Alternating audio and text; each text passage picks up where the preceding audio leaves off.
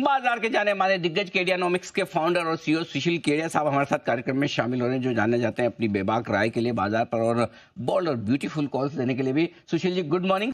काफी कुछ इंटरेस्टिंग हो रहा है। आपसे पिछली 2-3 मुलाकातों में आपने लगातार कहा है कि ऊपर के लेवल पे प्रॉफिट बुकिंग आएगी, बिकवाली आएगी, और विशेषकर आपने ग्लोबल मार्केट्स को लेकर थोड़ा सा डर बताया भी। कल पहले हाफ में तो ऐसा लगा कि भाई गए काम से, लेकिन रिकवरी भी उतनी स्मार्ट और शार्प। ये गिरना चाहता है, गिर नहीं रहा है, या बढ़ना चाहता है, बढ़ नहीं रहा। हो क्या रहा है ग्लोबल मार्केट्स में? अब डायरेक्शन क्या है, जरा फिर से समझाएं। अनिल जी, जहां तक ग्लोबल इक्विटी इंडाइसेस की बात है, हो सकता है हमें 1-2 दिन में अपना कॉल बदलना भी पड़े, बाजार के साथ चलना पड़ेगा।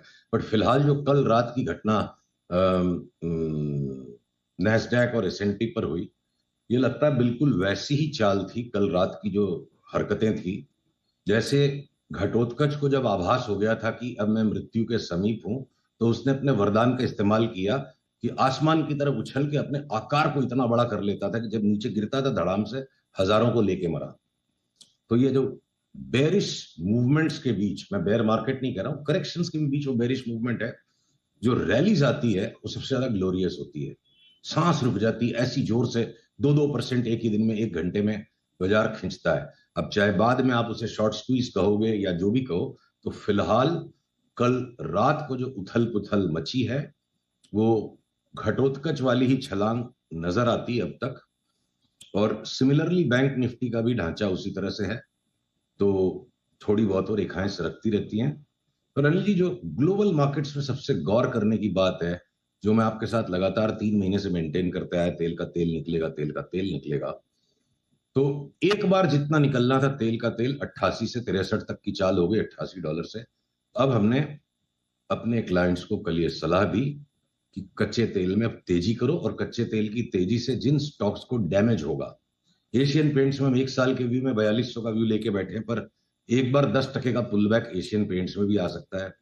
और ये पीडी लाइट, पीआई इंडस्ट्रीज, ये क्रूड का भाव घट चुका है इसलिए इनको ले लो। आगे क्या होना है क्रूड का भाव, उसके ऊपर इन स्टॉक्स पे दाव लगाना है। एचपीसीएल, बीपीसीएल हमारे बड़े शॉर्ट्स हैं, धुलाई हो जाएगी इन स्टॉक्स की।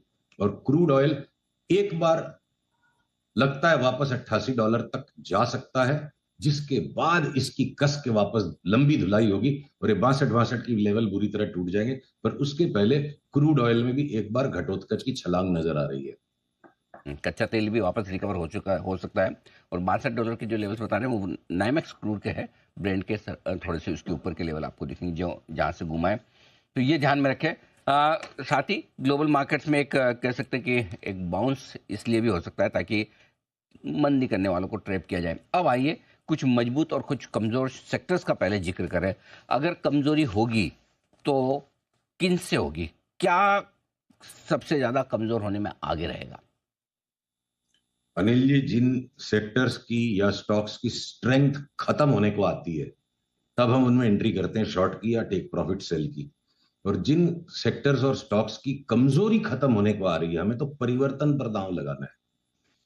देखिए, अगर हम लगातार स्टील के स्टॉक्स में नरमी का रुख रखकर, बेच बेच के लेने का रुख रख के 4 महीने से बने रहे, अब स्टील अथॉरिटी का दाम कहां से कहां नीचे उतर गया। टाटा स्टील 180 वाला आज कहां आ गया। तो अब हम ये स्टील के स्टॉक्स नहीं बेचेंगे। तो एफएमसीजी की साइकिल जो 4 महीने खूब मलाई खाने मिली, अब सारी मलाई निकल चुकी है। और ज्ञानी लोग सब जो है ना, एफएमसीजी को जस्टिफाई कर रहे हैं, हमें मूर्ख बन के माल बेचना है। मैं मूर्ख बेटर हूं, पैसे बनने चाहिए मेरे क्लाइंट्स के। तो अब एफएमसीजी से हम एग्जिट्स लेना शुरू कर रहे हैं, शॉर्ट करेंगे। ऑयल मार्केटिंग कंपनीज में हम शॉर्ट है और शॉर्ट करेंगे। ऑटोज में जो हमारा मंदी का रुख था, आज टाटा मोटर्स, देखिए निफ्टी कहीं खास घटी नहीं, टाटा मोटर्स ने ऊपर से 20% दे दिया। तो एक बार हो सकता है 5-7% की रिबाउंड आएगी, उसके बाद उसको बेचेंगे। अब आईटी सेक्टर्स में जो मलाई खाते रहे, ये बिल्कुल तैयार है, और किसी भी टाइम बहुत जोर का झटका नीचे का इनमें लगना शुरू हो जाएगा। We are waiting to short sell IT stocks. हमने सब में तेजी के पैसे उठा लिए हैं टेबल पे से। तो सेक्टर वाइज जब अगर हम चले अनिल जी, तो कोई ऐसे सेक्टर्स पूरे के पूरे नहीं दिख रहे हैं कि जो एक साथ चौके छक्के मारते जाएं। पर अगर आप इंडस्ट्रियल ग्रुप वाइज देखो, प्रमोटर ग्रुप वाइज, तो अडानी के स्टॉक्स को हम बिल्कुल भी शॉर्ट नहीं करेंगे। कोई बोलेगा अडानी के साथ इसका ये है वो, सब फालतू बातें हैं। मैं चार्ट का गुलाम हूं, किसी का गुलाम नहीं, कोई अडानी का मैं गुलाम नहीं। उनकी चार्ट जिस दिन खराब होगी मैं ठोक दूंगा। अडानी के स्टॉक्स में मेरे को लगता है बड़ा शॉर्ट शॉर्ट सेलर्स के लिए ट्रैप बन सकता है। तो हम टकटकी लगा के देख रहे हैं, जहां उसमें बाई सिग्नल आएगा तो अडानी के स्टॉक्स हो सकता है इस बाजार में भी ले लें। एचडीएफसी बैंक जिस तरह से साइडवेज चलता जा रहा है, जहां ये लास्ट 8 दिन के लोस को तोड़ेगा, हम इसको दे मारेंगे बुरी तरह। एचडीएफसी बैंक की चार्ट गिरने के लिए तैयार हो सकती है। आईसीआईसीआई में मान लीजिए शॉर्ट का दांव लगाया, पर वो नहीं वर्कआउट हो रहा है, एक बहुत माइनर डिक्लाइन हुई है, तो 1-2 दिन के अंदर अगर उसमें नीचे का मोमेंटम आना शुरू नहीं होगा, उसमें से काट लेंगे। तो अनिल जी, ब्रॉड आइडिया ये है, छोटे वाले बैंक्स नहीं बेचने हैं, बड़े वाले बैंक्स को बेचना है। बड़े वाले बैंक्स में भी इंडसइंड बैंक हम इंतजार में हैं कि कब हमें इसमें 50% खाने की चाल मिलेगी, इसलिए इसको हम नहीं बेचेंगे। आरबीएल, बंधन, इनमें हम सब में वेट करेंगे। 5-10% का करेक्शन आ भी जाएगा, तो उनमें 5-10% के करेक्शन को खाने के चक्कर में अगली 50% की चाल छूटेगी।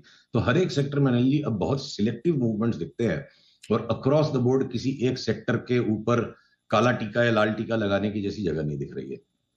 आपको अगर शॉर्ट के आइडियाज ढूंढने तो ऊपरी स्तर पर एफएमसीजी, तेल कंपनियां, ऑटो और आईटी, ये 4 सेक्टर है जहां सुशील जी बेरिश है। अगर तेजी करनी तो अदानी ग्रुप के शेयरों में करनी, सिग्नल आने पर एचडीएफसी, आईसीआईसीआई, इंडसइंड बैंक जैसे स्टॉक्स भी लॉन्ग करने के लिए आपके लिए अच्छे हो सकते हैं। अब आइए एक सवाल इस बात को लेकर लेना चाहता हूं, क्योंकि एक बड़ी चर्चा जोर से चल रही है मार्केट में कि 2008 में जो कुछ भी हुआ वैसा ही यूफोरिया इस वक्त फिर से बन रहा है।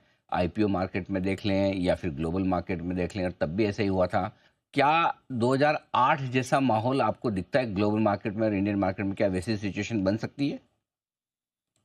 ये इस सवाल को आपने बहुत सही समय पे उठाया है, और इसका उत्तर पूरी तरह से मिल पाने में थोड़ा सा समय और बाकी है। पर अगर 2008 जैसी परिस्थिति, मैं कंजर्वेटिव होकर चलूं, क्योंकि देखिए समय से पहले भी ज्यादा सावधान हो जाने में गलती होती है। लगता है शायद ये 2008 वाली परिस्थिति से भी ज्यादा भयानक परिस्थिति क्या पता 2025 में बने। देखिए, जिस किसी के हाथ में सत्ता रहती है, उसकी ताकत का दुरुपयोग करता है। मतलब युद्ध है कि चुनाव, तो वहां गवर्नमेंट एनर्जी जो लगेगी लिक्विडिटी पंप मारने में, बूस्ट करने में। टिपिकली आप देखोगे पिछले 100 साल का डेटा, यूनाइटेड स्टेट्स के इलेक्शन के 3 महीने पहले, पिछले 3 महीनों में बाजार उछाल की तरफ रहता है। तो एक शार्प करेक्शन बस अगले 15-20 दिन में हो जाए, और उसके बाद वापस रीटेस्टिंग करने की कोशिश हो, तो वो भय और चार्ट के पैटर्न्स भी हैं। पर एक बड़ी बात यहां पे मेरे को स्पष्ट है अनिल जी, हमने 8-10 दिन पहले अपने सारे निवेशकों से बहुत डिटेल्ड एनालिसिस में ये आर्ग्यू किया। 2018 से 2020 का जो बाजार था, लार्ज कैप स्टॉक्स बढ़ते रहे, निफ्टी में ऊपर का रुख बना रहा, और मिड कैप और स्मॉल कैप स्टॉक्स में पोर्टफोलियो खत्म हो गए, अंदर ही अंदर घुट गए भीतर से। वो पिक्चर अब बनना चालू हो जाएगा अगले महीने 20 दिन के लिए। टेस्टी बाइट, टाटा एलेक्सी और ये बहुत सारे 60-70-80 ऐसे 100 स्टॉक्स होंगे जो आपको उछलते नजर आएंगे। बट लार्जर पिक्चर जो बन रहा है, 2018 से 20 वाली जो चाल थी कि बी ग्रुप और मिड कैप से, देखिए 4 पैसे लास्ट के कमाए बिना रह भी जाएंगे तो कुछ नहीं जाएगा घर से। हमने अपने निवेशकों को यह सलाह दी कि अब आने वाले अगले 2-3 महीनों में मिड कैप, स्मॉल कैप्स की संख्या पोर्टफोलियो से बहुत कम करके, और पैसों को अब लार्ज कैप्स में फोकस करो। वो under performance cycle mid cap और स्मॉल कैप का अगले 2 साल में प्ले आउट करेगा। उसमें हो सकता है 1-2 महीना पहले हमने ये बात कह दी हो, तो लास्ट के 1-2 महीने पकड़ पाना तो सिर्फ भगवान के बस में है। सोने चांदी पर कोई व्यू इस वक्त सर, चारों तरफ जिस तरह की वॉलेटिलिटी मची हुई है, उसके अंदर में कोई मेजर व्यू में परिवर्तन नहीं है अनिल जी। जो अपनी पिछली बार बात हुई थी कि सोने में एक बार 12 से 15% का करेक्शन आ जाएगा, तो हम वहां पे अपना सोने की मंदी का व्यू अबैंडन करके नए हाई की तेजी लगाएंगे। एक बार अभी कुछ भी इमीडिएटली वहां पे फट से नया कोई व्यू बना लेने लायक चार्ट में परिवर्तन नहीं आया है। परफेक्ट। बहुत बहुत धन्यवाद सुशील जी आपका समय देने के लिए और विस्तार से ग्लोबल मार्केट्स और हमारे बाजारों का डायरेक्शन देने के लिए।